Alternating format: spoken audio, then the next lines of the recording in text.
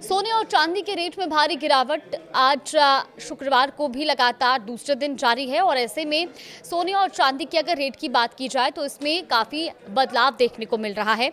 MCX पर चांदी में सुबह 9 बजे की अगर हम बात करें तो 15,000 रुपये प्रति किलो गिरावट आई है। वहीं चांदी का रेट अब 2,29,872 रुपये पर आ गया है।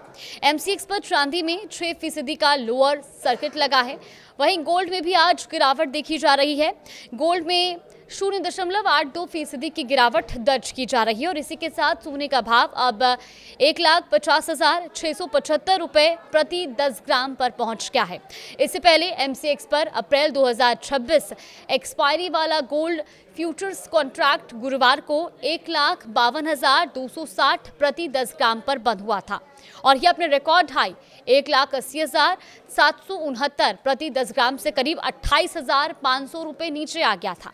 हालांकि एक बार फिर गुरुवार को घरेलू बाजार में एमसीएक्स गोल्ड के भाव में हल्की तेजी देखने को मिली, तो वहीं एमसीएक्स पर चांदी की कीमत 2,46,452 प्रति किलो पर बंद हुई, जो अपने ऑल टाइम हाई 4,20,048 रुपए प्रति किलो से करीब 1,73,500 रुपए कम है।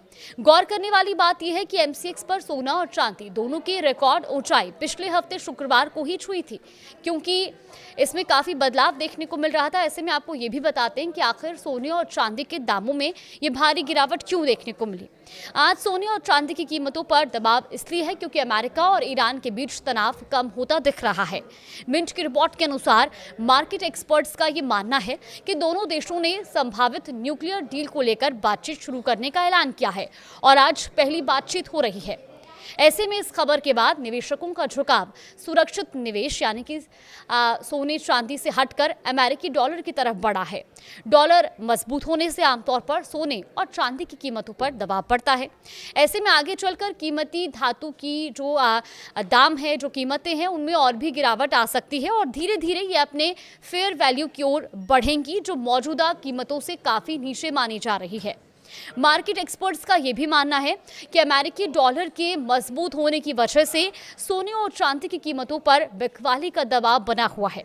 अमेरिका और ईरान के बीच तनाव कम हुआ है क्योंकि दोनों देश आज ओमान में एक बार फिर न्यूक्लियर बातचीत शुरू करने वाले हैं और इससे सोना और चांदी जैसे सुरक्षित निवेश की मांग कमजोर पड़ी है। ऐसे में आने वाले दिनों में ये उम्मीद जताई जा रही है कि सोने और चांदी के भाव में एक बार और गिरावट देखने को मिल सकती है और धीरे धीरे ये अपने सही भाव यानी कि फेयर वैल्यू तक भी पहुंच सकते हैं।